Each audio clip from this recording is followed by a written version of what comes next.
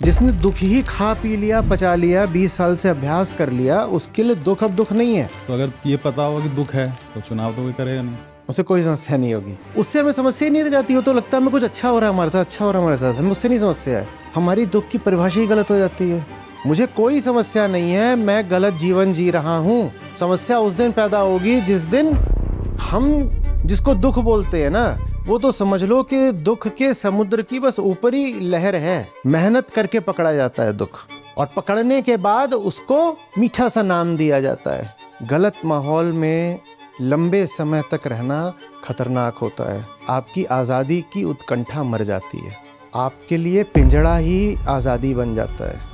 आचार्य जी, जैसे गौतम बुद्ध ने बोला कि जीवन दुख है, फिर आपने बीच में बोला कि आप बोलते हो कि जन्म ही दुख है। जीवन यदि दुख हो ही तो फिर कोई आपसे कोई बात नहीं करेगा। आज हमने बात करी थी ना कि दुख यदि अनिवार्य हो तो हम यहाँ बात क्यों कर रहे हैं। अपने अपने घर जाओ, दुख झेलो।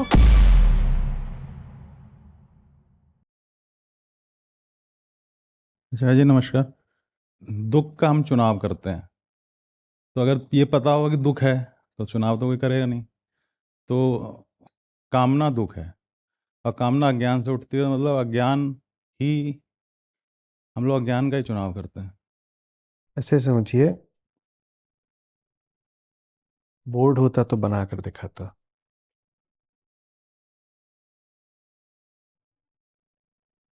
अनुभव और अनुभोक्ता जोड़े में चलते हैं ना, अनुभव और अनुभोक्ता ऐसे जोड़े में चलते हैं। जिसने दुख का दीर्घकालीन अभ्यास कर लिया होता है, उसकी क्या बन जाती है? मसल बन मसल। उसके लिए दुख धीरे धीरे एक नापसंद की वस्तु नहीं, अनिच्छित वस्तु नहीं रह जाती, वो उसका पोषण बन जाता है। सब तरह की कृत्रिम कठिनाइयां अहंकार का भोजन। पोषण है। तो दुख जो है, वो दुख का जो अभ्यस्त हो गया, उसके लिए वो अब दुख नहीं है। उसके लिए उसके आगे अब जो आएगा वो दुख है। हाँ, दुख की प्रकृति ऐसी होती है कि वो जितना होता है उससे आगे और लेकर आता है। बिल्ली मत पालना। आप एक विषय लेकर के आते हो, आप उससे अभ्यस्त हो जाते हो, जिससे आप अभ्यस्त हो जाते हो वो आपके लिए दुख नहीं रह जाता, तो आप उसे नहीं छोड़ोगे। हाँ, आप चाहते हो कि अब इसके आगे कुछ और ना आए, लेकिन वो जो चीज़ है, जो विषय है, जो आपने पकड़ लिया, वो होता ही ऐसा है कि वो और कुछ लेकर आएगा। आप चूक कहाँ कर रहे हो परिभाषा में? जो अतिरिक्त आता है उसको आप कहते हो दुख है। जो पेड़ पर पत्ती लगती है उसको आप कहते हो दुख है। वो एक अतिरिक्त चीज आई है। आप लेकर के क्या आए थे? सिर्फ पेड़ की जड़। वो आपके देखे दुख नहीं है, वो अब आपका क्या बन चुकी है? आधार, आपका पोषण। अनुभव अनुभोक्ता जोड़ा में चलते हैं ना, जोड़ा। जिसने दुख ही खा पी लिया, पचा लिया, 20 साल से अभ्यास कर लिया, उसके लिए दुख अब दुख नहीं है। उसके लिए अब दुख क्या है? उसके लिए दुख है सांस, खाना पीना, पानी, खाद, ये सब है उसके लिए। उसे कोई समस्या नहीं होगी अगर उसके तल का, उसके स्तर का दुख चलता रहे, उसे कोई समस्या नहीं होगी। ठीक वैसे जैसे एक एक बहुत मोटा आदमी हो, जिसने अभ्यास ही कर लिया हो 150 किलो के होने का, वो शिकायत करना बंद कर देता है। उसे शिकायत उस दिन होती है जिस दिन अब उसको डायबिटीज हो जाती है। उसे दुख का अभ्यास हो गया था, अब दुख से दुख का जो फल आएगा, उस पेड़ की जो पत्ती आएगी, वो कहेगा ये दुख है, ये दुख है। क्या दुख है? डायबिटीज दुख है। ओबेसिटी दुख नहीं है। ओबेसिटी दुख नहीं है, क्योंकि ओबेसिटी का तो उसको अभ्यास। आपको मालूम है, मोटे लोगों का आमतौर पर मसल मास भी काफी बढ़ जाता है। इसका मतलब समझ रहे हैं क्या है? अगर आपके शरीर में फैट का वजन बहुत बढ़ जाता है तो साथ ही साथ मसल मास भी बढ़। अब मसल मास आमतौर पर अच्छी चीज होती है, लेकिन आपके लिए अच्छी चीज नहीं होती, क्योंकि वो मसल शरीर ने पैदा ही सिर्फ इसलिए करी है ताकि फैट पकड़े रहे। वो आपका फैट ढो सके। वो मसल इसलिए नहीं है कि आप कोई बाहर की चीज उठा सको। वो मसल इसलिए है ताकि आपकी जांघें आपका ही वजन आपको ही उठा सकें। नहीं समझे? एक मसल होती है जो दुनिया के वजन उठाती है और एक होती है जो अपना है। अपने ही उठाती है। उससे हमें समस्या ही नहीं रह जाती हो, तो लगता है हमें कुछ अच्छा हो रहा है हमारे साथ, अच्छा हो रहा है हमारे साथ, हमें उससे नहीं समस्या है। हमें समस्या होती भी है तो जो अतिरिक्त आता है, जो परिणाम स्वरूप आता है, जो फल स्वरूप आता है, जैसे कि ओबेसिटी से अब डायबिटीज आ गई, तो हम कहते हैं कि अरे दुख आ गया, दुख आ गया। हमारी दुख की परिभाषा ही गलत हो जाती है। ये जो अनुभोक्ता है, इसके लिए जो मूल दुख है जिसको इसने पकड़ रखा है, वो इसके लिए दुख नहीं है। वो इसके लिए क्या बन गया है? जिंदगी, खुराक, पोषण बन गया है। हाँ, अब उस दुख का जब पुछल्ला आएगा, उसके पीछे पीछे उसकी दुम आएगी लंबी वाली, और फिर डायबिटीज भी आएगी, तो अकेले नहीं आएगी, फिर किडनी खराब हो गई, फिर आँख खराब हो गई, फिर ये हो गया, तो वो कहेगा अब आ गया दुख। अच्छा, डायबिटीज भी 20 साल से रह जाए तो क्या दुख रह जाती है? नया नया जब डायग्नोसिस होता है, आपको डायबिटीज हो गई, तो लगता है ये क्या हो गया, हो गया। 2 साल बीतते बीतते डायबिटीज भी क्या हो जाती है? आम बात है, हाँ जी डायबिटीज है, इंसुलिन लगा लेते हैं, काम चल रहा है, आदमी उसका भी अभ्यस्त हो जाता है। पर इंसुलिन भी कब तक चलेगी? फिर एक दिन आता है जब कहते हैं क्रिएटिनिन बढ़ रहा है, किडनी को क्या हो गया, अब वो दुख हो गया, उससे भी अभ्यास मार लिया। फिर एक दिन हॉस्पिटलाइजेशन हो जाता है, फिर हॉस्पिटल के चक्कर लगने लगते हैं, वो भी हो गया। फिर एक दिन डायलिसिस पे चले जाते हो, फिर एक दिन होता है कि अब इतना भारी बिल आ गया, उतना इंश्योरेंस भी नहीं था। तो नए नए जो दुख पैदा होते हैं, हम उनको मानते हैं कि ये तो दुख है। और उन दुखों के पीछे जो मूल दुख होते हैं उनको हम दुख मानना ही बंद कर देते हैं, क्योंकि उनसे हमारा क्या हो जाता है? बोलो ना, अभ्यास हो जाता है, अभ्यास हो जाता है। ये प्रक्रिया चलती है भीतर। मुझे कोई समस्या नहीं है, मैं गलत जीवन जी रहा हूं। समस्या उस दिन पैदा होगी जिस दिन परिणाम सामने आएगा। गलत जीवन तो दुख है ही नहीं, गलत जीवन का परिणाम दुख है मेरे लिए। और फिर हम असंभव की मांग करते हैं, क्या? कि ओबेसिटी हो पर डायबिटीज ना हो। ऐसा कैसे होगा? ऐसा कैसे होगा? टाल सकते हो पर होगा। डायबिटीज हो पर आंख खराब ना हो। ना हो, ऐसा टाल सकते हो पर होगा। आप बात समझ रहे हैं? तो आपका प्रश्न था कि दुख तो कोई भी नहीं चाहता, तो फिर हम दुख क्यों पकड़ लेते हैं? क्योंकि आपने जो पकड़ रखा है उसको आप दुख नहीं बोलते, आप अधिक से अधिक पकड़ के परिणाम को दुख बोलते हो। पकड़ तो हमारा प्राण बन जाती है और पकड़े बिना हम क्या होते? जब मैं कहता हूं छोड़ दो, तो आपको ऐसा लगता है कि मैं यहां खड़ा हूं, ये माइक है, माइक छोड़ दो। प्रक्रिया ऐसे नहीं होती, सावधानी से सुनिए। ये और ये जोड़े में चलते हैं, ये और ये जोड़े में चलते हैं। इसको छोड़ते ही सिर्फ ये नहीं हटा, इधर भी कुछ टूट जाएगा, इधर भी कुछ बदल जाएगा। नहीं समझे? जो मैं हूं उसके लिए बड़ी बात थी ये चीज। और मैं रहे रहे ये कल्पना करता हूं कि अगर मैंने इसको छोड़ दिया तो मेरा क्या होगा। निश्चित रूप से ये और ये चूंकि जोड़े में चलते हैं, इसीलिए इसको, अगर ये ऐसा ही है जैसा है और इसको छोड़ दिया तो समस्या होगी, क्योंकि ये दोनों चलते ही जोड़े में हैं। लेकिन ऐसा है नहीं, और इसी को समझने को सचमुच श्रद्धा कहते हैं। मैं जो हूं, मैं ए हूं, ये एम है। मैं ए हूं, ये एम है। ए और एम आई एम, ये और ये तो जोड़े में चलेंगे, पर इसको छोड़ते ही मैं ए नहीं रहूंगा, मैं ए डैश हो जाऊंगा। और उस ए डैश को एम नहीं कहते। नहीं चाहिए, वो एम के बिना भी खुश है। लेकिन ए को एम चाहिए। अब ए कल्पना करता है कि मैं ए रहे रहे एम को छोड़ूंगा तो ए हो जाएगा, और ए अकेला पड़ जाएगा। ए माने फिर हो जाएगा उसके लिए अलोननेस, में तो अकेला रह गया, मेरा क्या हो गया। आप समझ रहे हो बात को? इसको छोड़ोगे आप बदल जाओगे, इसको छोड़ते ही आपको इसकी कमी महसूस होनी भी बंद हो जाएगा। बंद हो जाएगी। यही श्रद्धा है। हाँ, कुछ समय लगेगा, उतने समय के लिए बर्दाश्त, तितिक्षा, वो सब ठीक है, विवेक, चल। समझ रहे? आपने जिसको पकड़ रखा है वो कभी आपके लिए दुख नहीं होगा। इसीलिए मैंने कहा सिर्फ दुख को ही मत छोड़ना, जो कुछ पकड़ रखा है सब छोड़ना।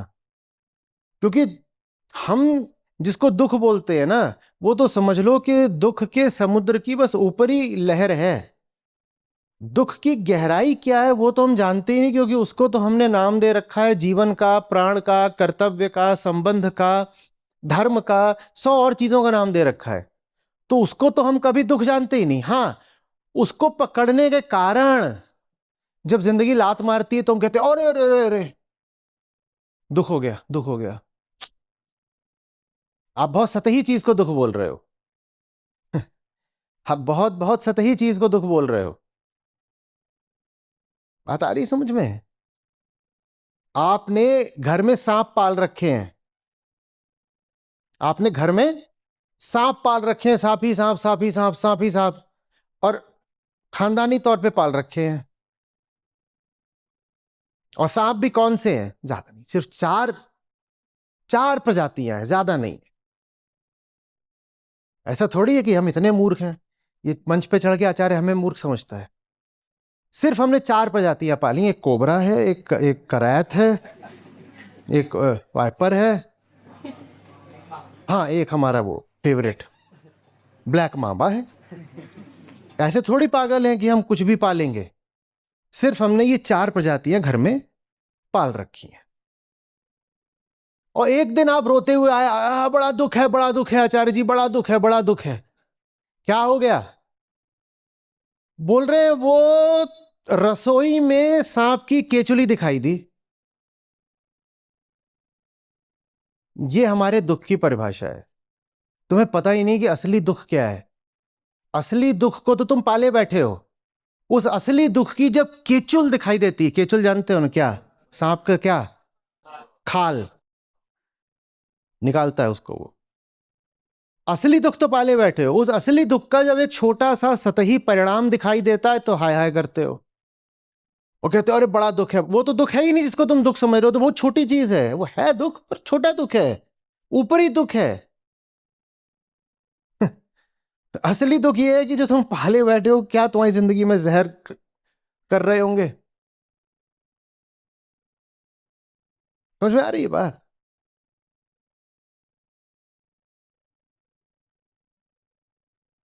जैसे वो गाना है ना कि वो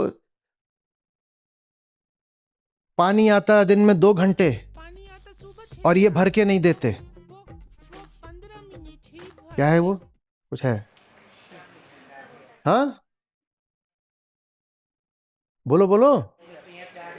मुझे सही है, प्यार नहीं करते। और अब उनके लिए दुख ये है कि बिल्डिंग में पानी 2 घंटे आता है और सैया जाके बाल्टी में भर के नहीं लाते, ये दुख है।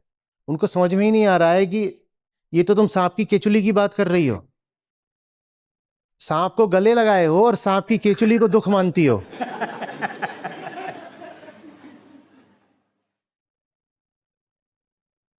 कि जैसे कोई आकर के बोले कि वो मैं ड्रग्स बहुत लेता हूं तो इसलिए ये देखिएगा जरा, ये स्किन पे रैशेस आ गए हैं। सारा दुख ये है कि खाल पर निशान आ गए हैं, और जो वो फूंक रहे हैं उससे दिल, किडनी, लिवर सब, वो दुख है ही नहीं। वो पता ही नहीं है उनको। वो उस दुख का जो बहुत सतही ऊपरी छोटा सा परिणाम है कि खाल पर भी कुछ हो गया, वो उसकी शिकायत करने आए हैं कि ये देखिए घोर दुख हो गया।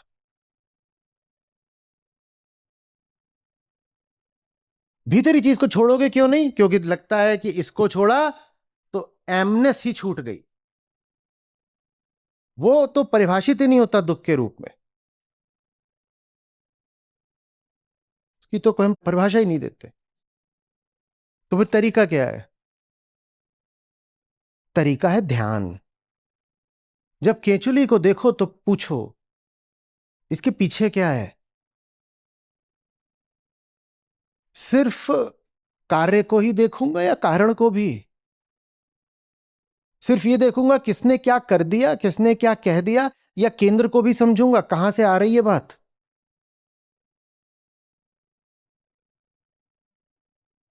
एक पेड़ है जिस पर विषफल लगते हैं, बार बार फल तोड़ूंगा और फल जलाऊंगा या जड़ खोद के देखूंगा? और उन जड़ों में आप उसको नहीं पाएंगे, उन जड़ों में आप खुद को पाएंगे। जितने भी विश्व वृक्ष हैं दुखदाई जो हमारी जिंदगी में मौजूद हैं, उनकी जड़ें हमारी ही मिट्टी में पनप रही हैं। वो मिट्टी जो है ना, वो हम हैं। नहीं तो दुख हो नहीं सकता था, भूलिएगा नहीं। हम आनंद धर्मा हैं, दुख स्वभाव नहीं है। दुख यूं ही जीवन में आ नहीं सकता था अगर पकड़ा नहीं होता। मेहनत करके पकड़ा जाता है दुख, और पकड़ने के बाद उसको मीठा सा नाम दिया जाता है। इंद्रधनुषी चश्मा पहनकर देखा जाता है दुख को, और कहा जाता है सतरंगा है मेरा दुख।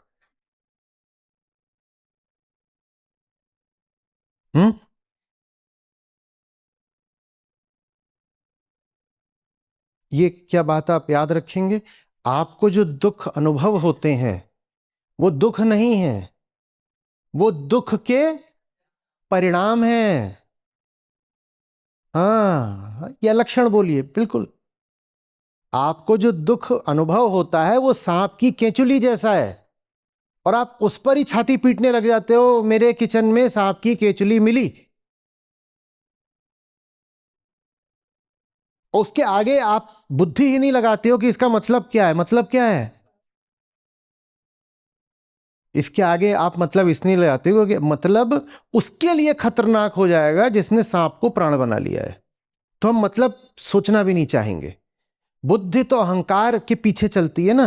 अहंकार ने जिसको प्राण बना लिया है, बुद्धि फिर उसके प्रति जिज्ञासा ही नहीं करेगी, क्योंकि जिज्ञासा, इंक्वायरी खतरनाक हो जाएगी। तो इसलिए अवलोकन होता है। दुखों को देखो, क्योंकि देखोगे नहीं तो सिर्फ अनुभव करोगे, और अनुभव से कुछ नहीं पता चलता। अनुभव बड़ी जड़ बात होती है। दुख है तो उसको देखो, देखने से दुख का मूल पता चलता है। कहां से आ रहा है ये, कहां से। मूल पर जाओगे तो बहुत बातों से बच जाओगे।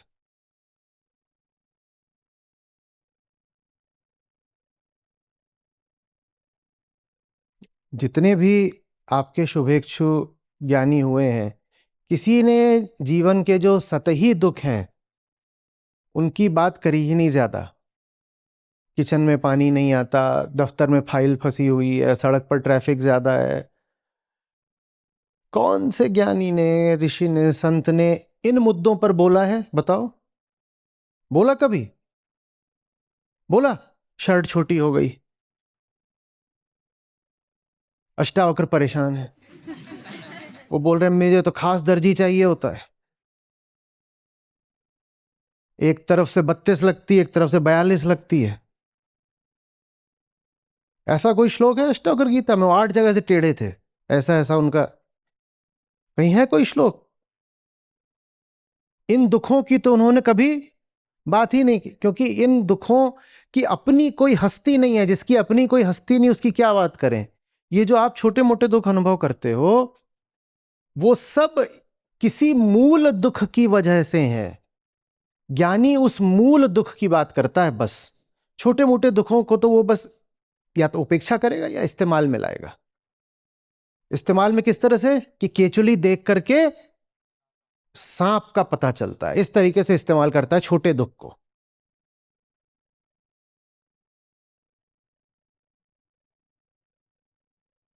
समझ रहे हो? ये खतरनाक बात है ना। मैं गोवा से यहां पर आया, कोई यहां पर मेरी इतना लंबा मैं पहली बार रहा बाहर।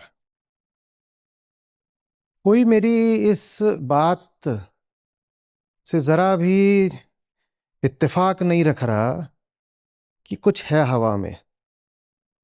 और पहले 2-3 दिन अजीब सा अनुभव हो रहा था। क्यों? क्योंकि यही हवा क्या बन गई है? प्राण बन गई है। उसको तो प्राण बोलते भी है ना, प्राण। यही हवा प्राण बन चुकी है। ये फेफड़े इसके जहर के ही अभ्यस्त हो गए हैं। अब अगर दुख है तो दुख ये है कि अरे ये क्या हुआ, लंग क्यों खराब हो गया। अब दुख ये नहीं है कि हवा क्यों खराब है, अब दुख ये है कि फेफड़ा क्यों खराब है। नहीं समझे? हम अभ्यस्त हो जाते हैं। और ये कितनी विचित्र बात है कि ये तो दुख है कि फेफड़ा क्यों खराब हुआ, ये दुख नहीं है कि हवा क्यों खराब हुई। गलत माहौल में लंबे समय तक रहना खतरनाक होता है। आपकी आजादी की उत्कंठा मर जाती है।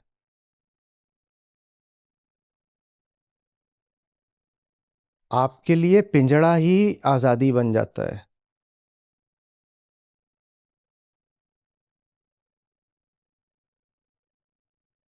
इस हद तक कि जो घरों में पले पशु होते हैं उनको रस्सी न भी डालो बाहर नहीं जाते, और उसको यूं दिखाया जाता है कि देखो अब इन्हें कितना प्रेम हो गया है हमसे। लोग कहते हैं ये मेरी भैंस है, मैं इसे खुला भी छोड़ दूं तो भी कहीं ना जाए, वापस आ जाए। पहली बात तो ये कि उसे भैंस बनाया तुमने।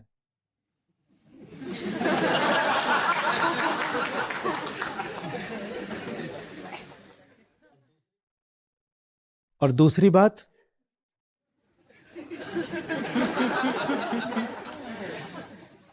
मैं मासूम आदमी, मैं कुछ बोल रहा हूं।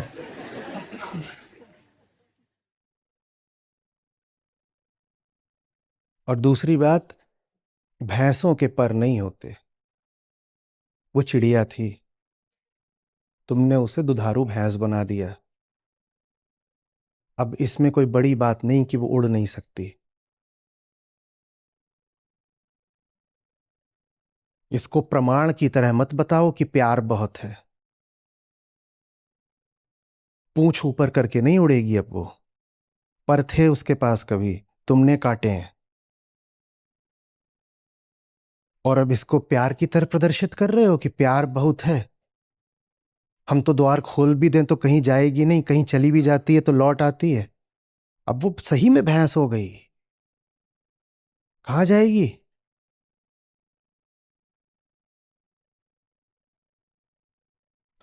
पीछे वाला सूत्र आगे बढ़ाइए। बिल्ली पालना मत और भैंस बनना मत। हरी बात समझ में है? नहीं तो उसके बाद मैं जितनी बातें कह रहा हूं ना, तो भैंस के आगे बीना बाजे, भैंस खड़ी पगुराए। वो कहेगी ये सब बातें तो मेरे लिए अप्रासंगिक हो चुकी हैं। वक्तव्य है किसके लिए है? मेरी बातें चिड़िया के लिए हैं।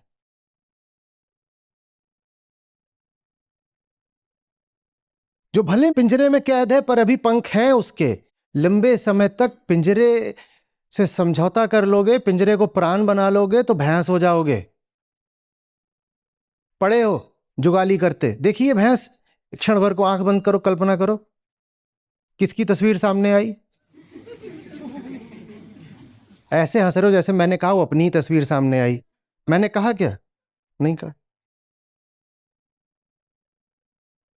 हाँ, चिड़िया ऐसी होती है, आपने ताजा ताजा उसको कैद करा है, जरा सा पिंजड़ा खोल के देखिए, मोहलत दे के देखिए, ऐसे फुर्र से उड़ जाएगी। वो भैंस, वो कुछ नहीं, इतना मोटा पेट उसका, उस पेट में अभी उसके एक है भी पैदा होगा, वो वहीं पड़ी हुई है, उसको खाने को दे दो बस।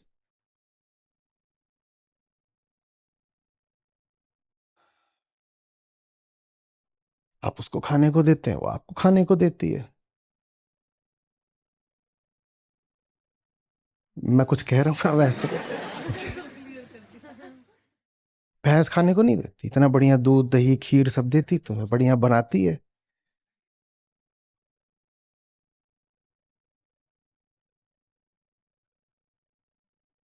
नहीं, सुनना बुरा लग रहा है, होना बुरा नहीं लगता। इसलिए कह रहा हूं क्योंकि मुझे भी चिड़िया पसंद है, भैंसे नहीं। आदत लग जाएगी बहुत समय तक, जिस माहौल में रह जाओगे उसकी सोचते ही रह जाओगे। 2 साल बाद देखेंगे, अभी नुन्नू छोटा है।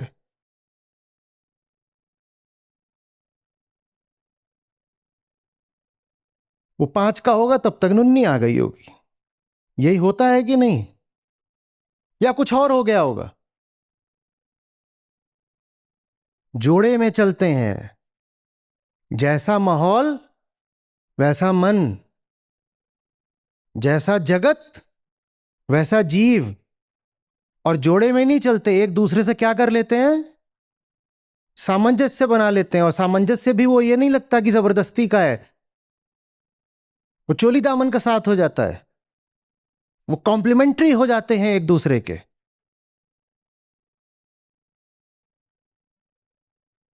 एक दूसरे के परिपूरक। जैसे कि अभी मैं यहां खड़ा हूं और हाथ में माइक ना हो, बस यूं करके बोल रहा हूं तो अजीब लगेगा ना। मेरा यूं खड़ा होना और इस माइक का होना, हम दोनों एक दूसरे को क्या कर रहे हैं? कॉम्प्लीमेंट कर रहे हैं। ऐसे होता है। आपका माहौल और आप अनन्य हो जाते हैं। लंबे समय तक व्यर्थ के माहौल में रहोगे तो वो माहौल व्यर्थ लगना ही बंद हो जाएगा। और तुम सोचते हो हां व्यर्थ का है, 5 साल झेल लें बस। 5 साल बाद तुम वो रहोगे ही नहीं जिसको वो माहौल बुरा लगता हो। गलत माहौल में जो 5 साल रह लिया, वो 5 साल रहने के बाद वो माहौल छोड़ेगा ही नहीं, उसे वो गलत लगेगा ही नहीं। दिल्ली वालों को AQI 400 गलत लगता है, नहीं छोड़ना है क्योंकि रह लिए, अब नहीं छोड़ोगे। फेफड़ा जाए कि कुछ जाए, नहीं छोड़ोगे। प्रकाशित मेडिकल साहित्य है कि यहां दिल्ली में रह रहे हो तो जिंदगी के 10 से 15 साल गंवा दिए तुमने। जानते हो, ऐसे कोई आकर के तुम्हारे मरने से 15 साल पहले तुम्हें गोली मार दे तो चिल्लाओगे, कोर्ट केस करोगे, सब कुछ कर दोगे। और यहां रहने के कारण ही मरने से 10 से 15 साल पहले मरने वाले हो, कोई विरोध है? क्योंकि ठीक है, यहीं जी रहे हैं ना।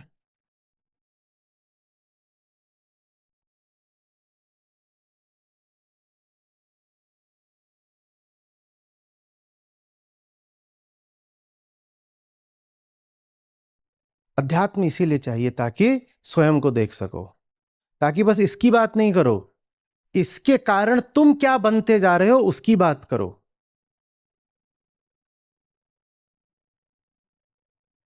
बात इसकी नहीं है कि माहौल गलत है, बात इसकी नहीं है कि गलत चीज को पकड़ रखा है।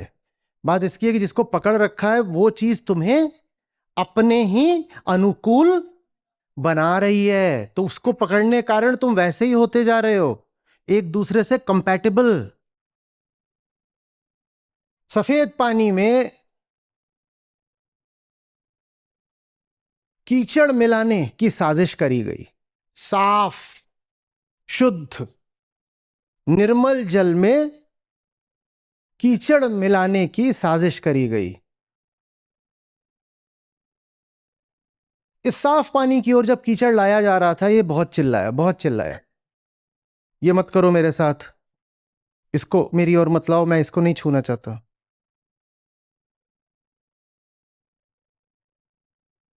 मिला दिया। अब कौन चिल्लाएगा? जिसको चिल्लाना था अब वो बिल्कुल कैसा हो गया है? कीचड़ जैसा। कीचड़ ही जैसा हो गया। अब कौन चिल्लाएगा?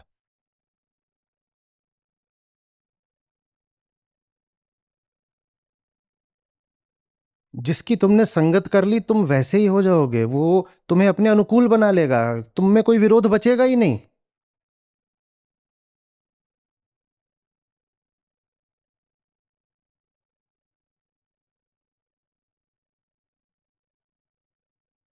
और इतना ही नहीं होगा, तुम अब वो हो जाओगे जो जा जाकर जहां भी साफ पानी पाओगे उसे खुद गंदा करोगे। बोलो है कि नहीं? साफ पानी को पाकर तो कीचड़ विस्तार पा गया, और ये जो उसमें अणु रहे होंगे स्वच्छ जल के, इन्हें अब स्वच्छता से नफरत हो जाएगी। ये खुद अब जहां कहीं स्वच्छता देखेंगे बिल्कुल जवड़ा भींच के, मुट्ठी भींच करके उसकी ओर जाएंगे कि तुम्हें भी हम गंदा करेंगे। अब समझ में आ रहा है कि लोग, धार्मिक लोगों को आपसे इतनी तकलीफ क्यों होती है? क्योंकि शुद्धता का विकल्प कभी उनके पास भी था, उन्होंने अब खो दिया है। उनमें से बहुत सारे पॉइंट ऑफ नो रिटर्न पार कर चुके हैं। तो उनके पास अब जीने की बस एक वजह है कि जो कोई शुद्ध होता दिखाई दे उसको रोक लो। जब हम शुद्ध नहीं जी पाए तो किसी और को शुद्ध क्यों जीने दें? आपको रोककर वो एक तरह से आपको ट्रिब्यूट दे रहे हैं, लेकिन वो खतरनाक ट्रिब्यूट है, क्योंकि रोक रहे हैं आप।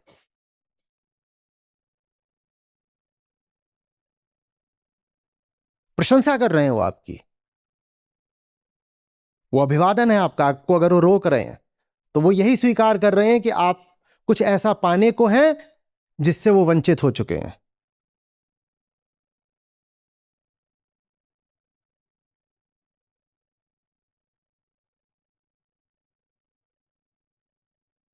ये जो होशियारी हम बताते हैं ना, अभी नहीं, रिटायरमेंट के बाद। खूब सुना है कि नहीं? अभी नहीं, रिटायरमेंट के बाद। पापा मैं गीता सुनती हूं, मैं यंग हूं, मुझे फायदा हो रहा है, पापा आप क्यों नहीं सुनते? नहीं बेटा, अभी सर्विस में सिर्फ अभी 8 साल और बचे हैं, उसके बाद गीता सुनेंगे। तुम्हें कैसे पता कि इसके पास भी 8 साल बचे हैं? तुम्हें क्या पता है?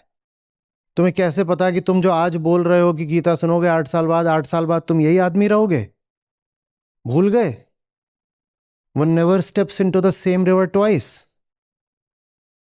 सब बदल रहा है। इतना भरोसा कल पर। आत्मज्ञान का यही नतीजा होता है। हम जानते ही नहीं कि हम एक प्रवाह हैं जो लगातार बदल रहा है, और अगर गंदी दिशा में जा रहा है तो लगातार गंदा हो रहा है। साफ जल के लिए मिट्टी गंदगी है,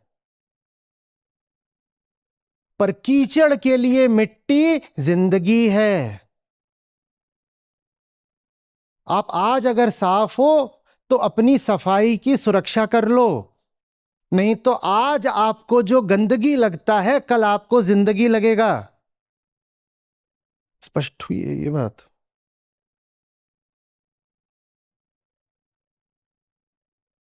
कभी हुआ है कि वजन बढ़ गया तो पैंट पहनी तो टाइट लग रही थी, पर अब निकलना है, ऑफिस जाना है, मीटिंग है, कुछ है, और अब उसी साइज की है सारी पैंट्स तो पहन ली। 1-2 घंटे बाद क्या होता है? एडजस्ट हो जाता है। ऐसा नहीं है कि पैंट खिंच गई है, इलास्टिक है, कुछ हद तक वो भी होता है, पर बस ये होता है कि शरीर को आदत लग जाती है। हम कहते ही नहीं कि अब दुख है। दुख अब अनुभव होगा 10 घंटे बाद। उतरेगा, या गैस बनेगी, या कुछ और तकलीफ होगी, पीठ में दर्द हो जाएगा, कुछ होगा, तब आप कहोगे क्या हो गया, क्यों हो गया। वो दुख नहीं है, वो उस दुख का परिणाम है। जिस दुख को आपने स्वीकार कर लिया वो दुख अब दुख रहना बंद हो जाएगा। अब कुछ समय बीतने दीजिए, अब उस दुख का परिणाम मिलेगा। हो सकता है आप उसके साथ भी एडजस्ट कर लें, समझौता सामंजस्य बैठा लें, तो अब फिर कुछ और समय बीतने दीजिए, फिर उसका मोटापे से मिलेगी। उससे क्या मिलेगा?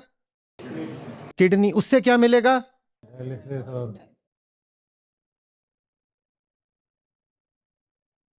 इसलिए यदि सत्य से प्रेम हो, बहुत सुंदर बात कही हमारे देश ने, आत्मा ही सत्य है। तो सत्य से प्रेम का मतलब हुआ स्वयं से प्रेम करना। सत्य से प्रेम का मतलब यह नहीं है कि किसी और से प्रेम करेंगे कि हे प्रभु मैं तो तुम्हारा प्रेमी और तुम्हारा दास हूं।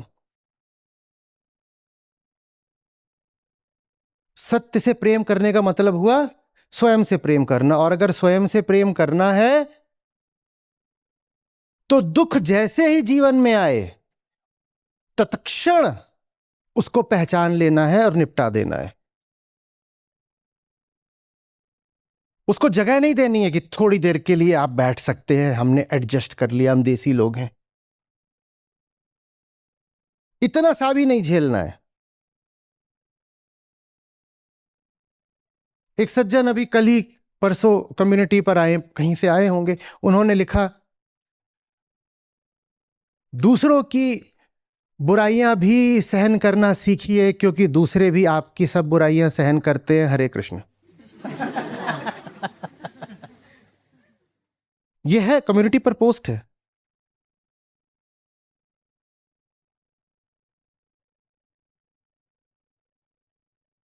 सुनने में बात वैसे ठीक है, लेकिन बहुत गड़बड़ है। जिसको तुमने सहन करना शुरू कर दिया, अब वो तुम्हारे लिए सहज साधारण बात हो जाएगी। कहना भी बंद कर दोगे कि सहन है, अब कहोगे सहज है।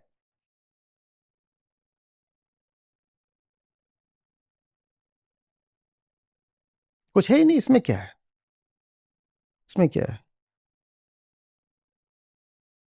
कुछ उत्तर समझ में आ रहे हैं जब कोई आपसे कहता है कि तुम ही बहुत निकली हो क्रांति करने। देखा है तुम्हारी मां दिन भर किचन में काम करती थी और कोई तब तो कोई नौकरानी वगैरह भी नहीं थी, मेड, और सब कुछ दिन खर करती थी। ये भी लोग कहते हैं, और पीछे जाते कहते हैं चक्की भी खुद ही चलाती थी, आटा भी पीसती थी, और देखा वो कितनी खुश रहती थी। उन्हें कोई दुख था? अब समझ में आ रहा है दुख क्यों नहीं था। क्यों नहीं था? वो हो गया, वो वही बन गई। अब नहीं हो सकता दुख, अब दुख नहीं हो सकता। ये बात गौरव की नहीं है, ये बात, शब्द दीजिए, आप दीजिए,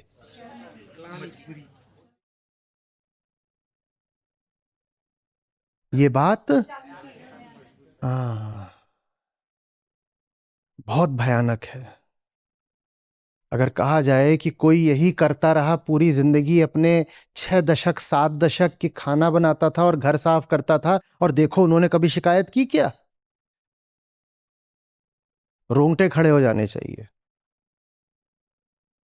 इसलिए भी क्योंकि उनका बहुत बड़ा अंश आप में मौजूद है, क्योंकि लगभग वही शायद अभी हम भी कर रहे हैं।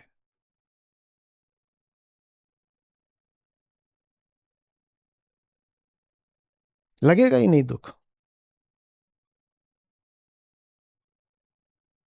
तो मुझसे बोलो कि खाना बनाइए 3 समय का, और अब जल्दी से कर दीजिए, 2 घंटे में तीनों समय का निपटा दीजिए। मैं भूखा रह लूंगा, मैं अपने 2 घंटे नहीं दूंगा इस काम को।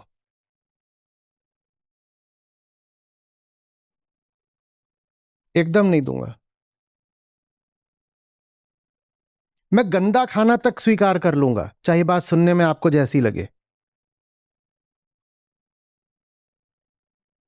मुझे मालूम है बाहर से मंगाऊंगा तो उसमें तेल वगैरह ये सब ज्यादा हो सकता है, मैं कर लूंगा स्वीकार। एक दिन नहीं, महीने भी स्वीकार कर लूंगा, 6 महीना भी स्वीकार कर लूंगा। पर मैं ये काम तो नहीं करूंगा। खाना बनाओ खाना खाओ, खाना बनाओ खाना खाओ। कपड़ा पहनाओ, कपड़ा उतारो, कपड़ा साफ करो। ये क्या है? What exactly?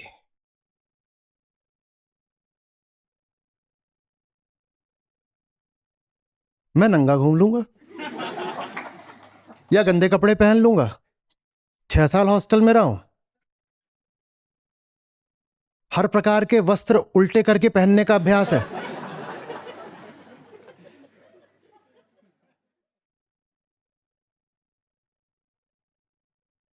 ये तो नहीं करूंगा कि दिन में 2-3 घंटे खाना बनाया, फिर खाना निपटाया, फिर टेबल पोछी, फिर बर्तन साफ करे, फिर अभी वॉशिंग मशीन में कपड़े डालने हैं, उसके बाद तार पे कपड़े सुखा रहे हैं, उसके बाद तह करके रख रहे हैं, उसके बाद कुल मिला के दिन में एक बार कलम उठाई है लिखने के लिए कि धोबी को क्या क्या दिया। अरे भाई पढ़े लिखे हैं, शिक्षा का कुछ तो लाभ होगा। ये देखो पूरा लिख के रखते हैं, 8 कच्छे 6 बनियान। ऐसे ही थोड़ी है, बेटी बचाओ बेटी पढ़ाओ। पढ़ लिख के वो क्या करेगी? 8 कच्छे 6 बनियान। बाकायदा लिखेगी भाई, लिटरेट है, इसीलिए तो पढ़ी थी वो। ये हमारी प्राचीन पारिवारिक व्यवस्था को तबाह कर रहा है, ये हमारे घरों में आग लगा रहा है, इसके कारण मुझे गंदे कपड़े पहनने पड़ रहे हैं। तुम्हें गंदे कपड़े पहनने में इतनी तकलीफ हो गई, और वही गंदे कपड़े तुम रोज जिसके सर पे फेंक देते हो कि जाके धो, उसको क्या होता होगा? उसको क्या होता होगा? मैं आईएम में था, एक क्लास थी, वहां पर प्रोफेसर साहब थे हमारे, उनसे मेरा बड़ा खास रिश्ता था।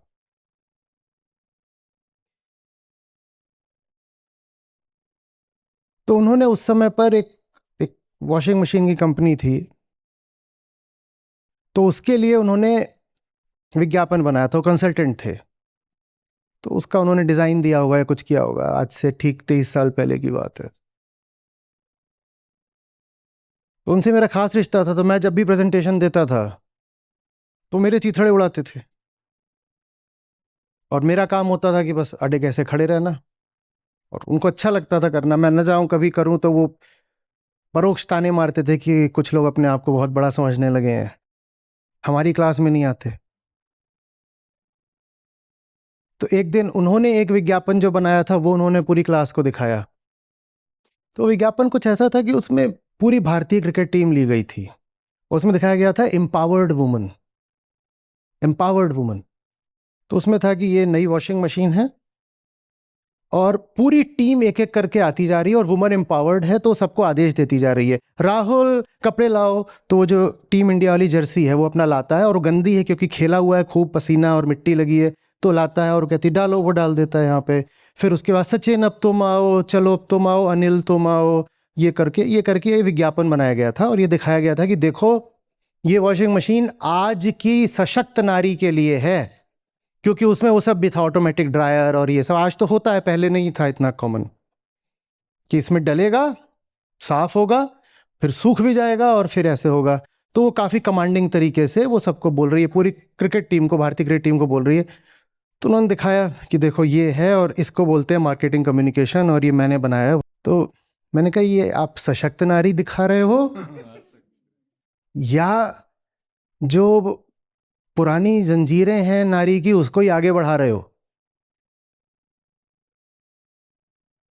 तो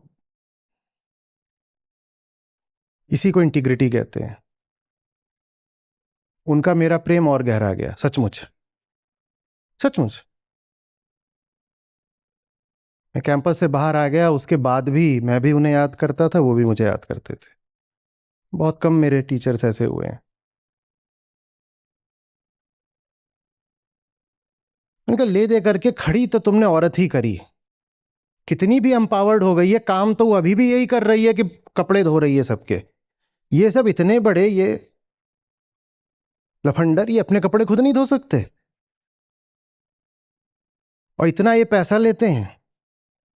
जाकर किसी लॉन्ड्री को दे दो, जीडीपी बढ़ेगा।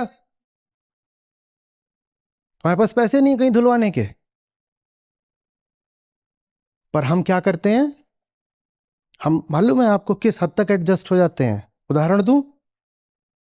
आप कहेंगे हैं शादी ब्याह तो करे नहीं हो, इतना कैसे पता है? क्योंकि अभी आपको कुछ नहीं पता है। ऐसे ही थोड़ी दुनिया को जाना है, समझा है। मैं बताता हूं आप किस हद तक खफा होते हैं। कोई अपने कपड़े खुद धो ले तो आपकी अस्मिता पर आंच आ जाती है, आप बुरा मान जाते हो, आपकी आइडेंटिटी क्राइसिस हो जाती है। हाँ या ना? तो छोड़ो, हमें करने दो, बड़े आए कपड़े धोने वाले,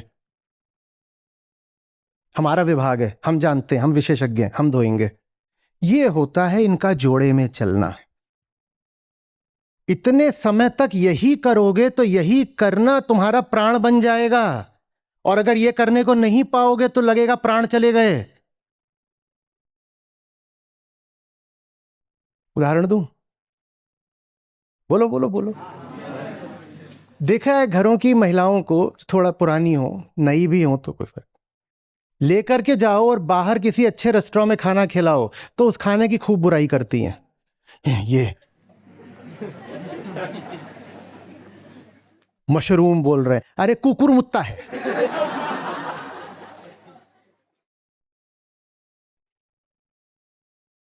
हाँ हाँ हाँ, क्या बोल रहे हैं? ओह, लच्छा पराठा। यही हम अभी घर में बना दें तो तुम लोग छूते नहीं, और यहाँ 250 रुपए का है तो टूट रहे हो। बड़े आए, लाओ देना थोड़ा इधर में भी।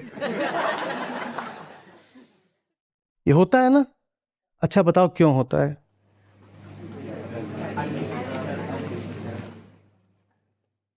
वो काम जान बन चुका है,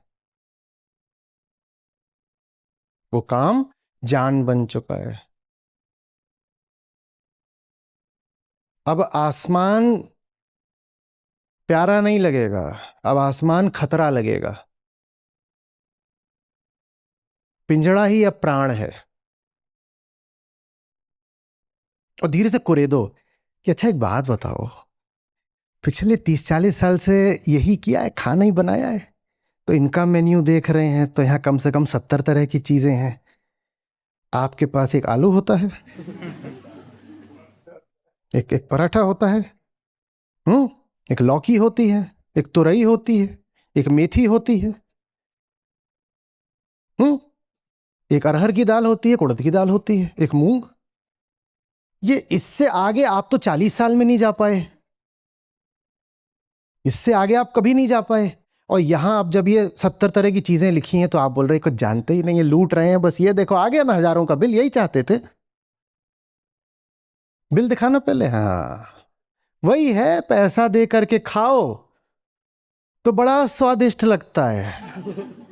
घर पे हम इससे ज्यादा स्वादिष्ट तुम्हें रोज खिलाते हैं तो कोई कदर नहीं है। दे दो भाई, बिल दे दो लो।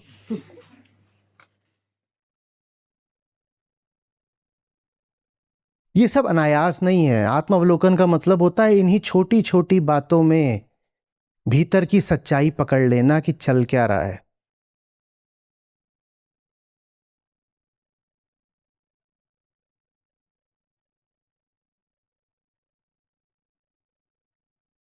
मजाक की बात नहीं है, इसको आप लोग बोलते हो ये मम्मी समाज की क्यूटनेस है। कितने निर्दयी लोग हो तुम। ये मम्मी समाज की क्यूटनेस है, तुमने उनकी जिंदगियां खराब कर दी और इसको बोल रहे हो। कैसे क्यूट बना के बोला है मम्मी समाज, उसको मूर्ख बना दो, उसको कहीं का ना छोड़ो। और फिर जब वो बिल्कुल एकदम निचली चेतना की बात करे तो उसको बोलो ये तो मम्मी समाज है, सारी मम्मियां ऐसे ही तो बात करती हैं, क्यूट है मम्मी मेरी। देखो मेरी मम्मी को फोन चलाना भी नहीं ठीक से आता। मम्मी समाज।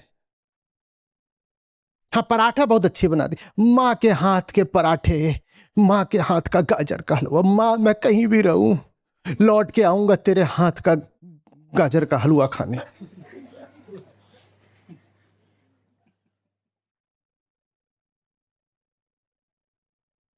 और एकदम ऐसे फूल जाती है। वैसे ही पहले बहुत फूल जाती है पर उसके बाद और फूल जाती है। इन सब बातों में प्रेम नहीं है। सतह को खरोच कर हकीकत देखना सीखिए। ये प्रेम की बातें नहीं है, ये भयानक बातें हैं।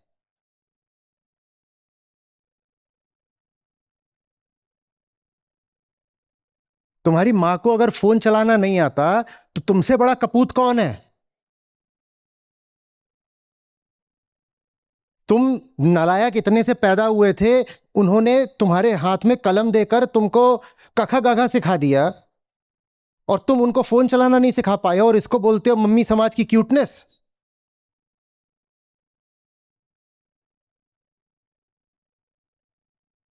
रील्स चलती हैं कि वो मां को वीडियो कॉल कर रहा है और मां कैमरा दूसरी तरफ करके बोल रही है, क्योंकि मां को पता ही नहीं है कि कैमरा अपनी तरफ करना होता, फिर अपनी तरफ कर लिया तो मोड दूसरा ऑन कर दिया। और वो रील बन रही है, उस पर कॉमेडी चल रही है, और अंत में कि मम्मियां तो कितनी क्यूट होती हैं।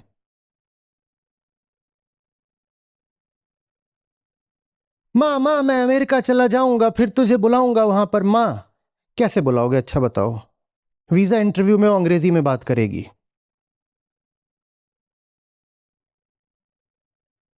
वीजा इंटरव्यू होता है कुछ, उसमें कोई इंटरव्यू माने ये नहीं कुर्सी लगी होती है, वहां एक खिड़की होती है थोड़ी छोटी सी, उसमें से बात करी जाती है 2 मिनट की, और वो वहां बैठी होती है और वो अपने अमेरिकन अंदाज में आपसे बात करेगी। आप कैसे जवाब दोगे, बोलो। कैसे, पुत्र को भेज भी दिया अमेरिका, आप कैसे चले जाओगे, बोलो।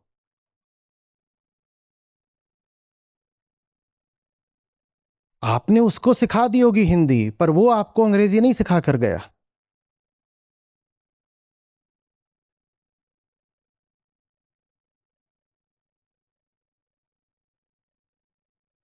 और आप अभ्यस्त हो जाते हो कि नहीं।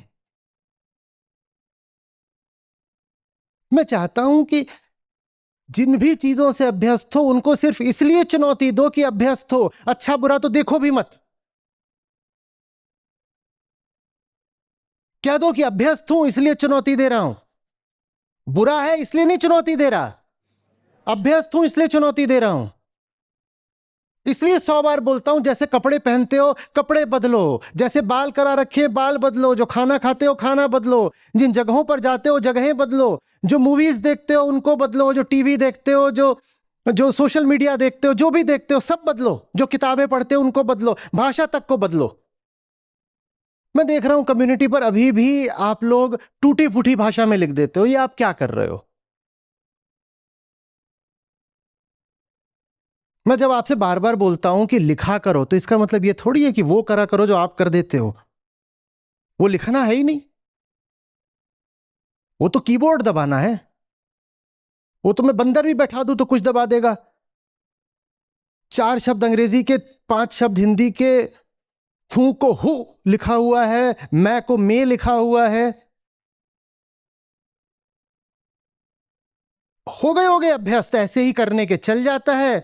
व्हाट्सएप में ये सब करना मुझे मालूम है, और सालों से व्हाट्सएप चला रहे हो तो ये सब आदत बन जाती है। पर यहां आए हो तो उस अभ्यास को तोड़ो। और अब तो एआई है, जो भी लिखा है उसको वहां डाल दो कि कृपया इसको शुद्ध कर दें। भाषा, व्याकरण, वर्तनी सब साफ होंगे। नए मुहावरे सीखोगे। जिन्हें अंग्रेजी नहीं आती वो अंग्रेजी भी सीखें इस बहाने।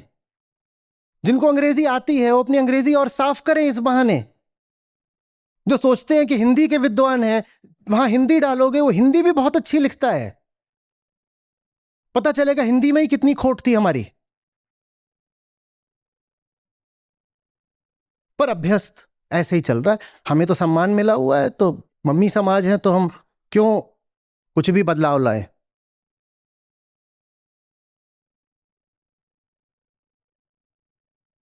बात कुछ और थी, और बिल्कुल जो पूछा था मैंने उससे बहुत आगे का जवाब दिया है। और मैंने बिल्कुल वही काम किया जिसका मुझ पर इल्जाम लगता है कि पूछा कुछ जाता है। अपने हिसाब से देखो, जैसे ये श्लोकों को तोड़ते मरोड़ते हैं, ऐसी सवालों को तोड़ मरोड़ रहे हैं। हाँ कर रहा हूं, क्योंकि मैं सवाल का गुलाम नहीं हूं।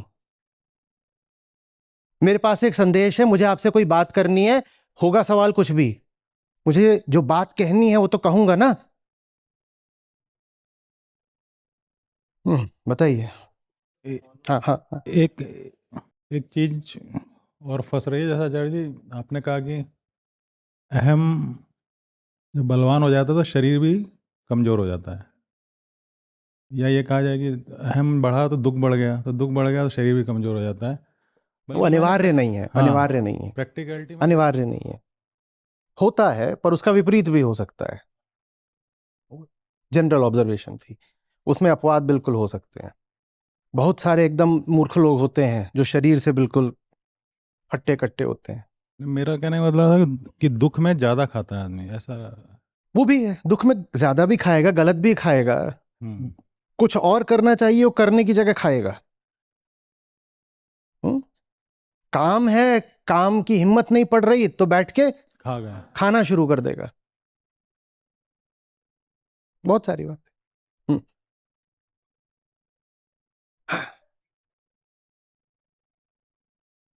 हाँ, तो वहां क्यों बैठे, इतना पीछे आगे क्यों नहीं आए जब सवाल पूछने थे? तो जानते हो ना, ये हमारे ये वहां तक की कैलोरी खर्च ही नहीं करेंगे। हाँ जी। आचार्य जी, जैसे गौतम बुद्ध ने बोला कि जीवन दुख है, फिर आपने बीच में बोला कि आप बोलते हो कि जन्म ही दुख है, तो वो दुख और जिसकी आज हमने चर्चा करी, ये दोनों एक हैं, नहीं है? नहीं नहीं नहीं, एक नहीं है। जब मैं कहता हूं जीवन दुख है, तो वहां साथ में ये भी कहता हूं लेकिन आनंद तुम्हारी नियति है, संभावना है, उसको पाओगे नहीं, चैन से नहीं रहोगे। और जो तुम दुख बनकर पैदा हुए हो और जो तुम्हारी संभावना है, इन दोनों के बीच में जो पुल है उसका नाम धर्म है। तो गौतम बुद्ध बिल्कुल कहते हैं कि जीवन दुख है, पर क्या ये कहकर रुक जाते हैं? ये पहला आर्य सत्य है। और चौथा क्या है? अष्टांग मार्ग पर चलकर दुखों से मुक्ति संभव है। जीवन दुख है कहा है, पर उसको उन्होंने बस एक घोषणा, एक डिक्लेरेशन की तरह रोक थोड़ी दिया। जीवन दुख है तो अब है, मरो। वो कह रहे हैं दुख है और इस वजह से दुख है। फिर कामना पर आते हैं और फिर बताते हैं कि मुक्ति कैसे होगी। ठीक है, जीवन यदि दुख हो ही तो फिर कोई आपसे कोई बात नहीं करेगा। आज हमने बात करी थी ना कि दुख यदि अनिवार्य हो तो हम यहां बात क्यों कर रहे हैं? अपने अपने घर जाओ, दुख झेलो। दुख यदि अनिवार्य हो तो हम यहां क्या कर रहे हैं? और दुख अगर संयोगिक हो तो भी अपने घर जाओ, क्योंकि संयोगों पर तो कार्य कारण की बात चलती नहीं। तो हम कुछ भी कर ले, संयोग तो संयोग की तरह ही चलेगा, रैंडमली, तो भी अपने घर जाओ। ये सारी वार्ता सार्थक तभी है जब दुख न तो अनिवार्य है न संयोगिक है। दुख स्वैच्छिक है। और वो जिस दुख की बात कर रहे हैं वो भी स्वैच्छिक ही है। इस अर्थ में स्वैच्छिक है कि ऐसे समझो कि जन्म ही वृत्तियों के साथ लेते हो, जन्म ही आप वृत्तियों के साथ लेते हो, तो दुख वहीं से शुरू हो जाता है। तो वहां आप ये नहीं कह सकते, स्ट्रिक्टली स्पीकिंग आप ये नहीं कह सकते कि जन्म ही मैंने स्वेच्छा से लिया है, जन्म ही, तो वहां पर वो चीज थोड़ी। लेकिन उसके बाद आप वृत्तियों के साथ लेते हो, तो आप एक एक जो आपकी इच्छा है वो किससे आती है? उसी वृत्ति से आती है। और फिर जो दुख है वो स्वैच्छिक हो जाता है। अपनी ही वृत्ति से तो अपनी इच्छा आ रही है, और वो जो इच्छा है वही दुख बनती है, तो दुख स्वैच्छिक हो गया। पुनर्जन्म का सिद्धांत आपसे समझ जाए तो आपने कहा टेंडेंसीज आर बॉर्न, हाँ जी, right, not the physical body और हाँ जी। अहंकार। So when tendencies are born और टेंडेंसीज दुख है, तो हम क्या ये कह सकते हैं कि दुख ही रीबॉर्न होता रहता हाँ है हाँ हाँ, जब तक एकदम, मुक्ति? बिल्कुल बिल्कुल बिल्कुल थैंक यू आचार्य। बिल्कुल कह सकते हैं। लेकिन वो जो दुख जन्म ले रहा है, वो स्वयं से मुक्त हो सकता है, ये भूलना नहीं है, ये भूलना नहीं, नहीं तो फिर आप वो अनिवार्यता वाली उसमें आ जाएंगे। अनिवार्यता हाँ। पे नहीं जा रहे। Thank you.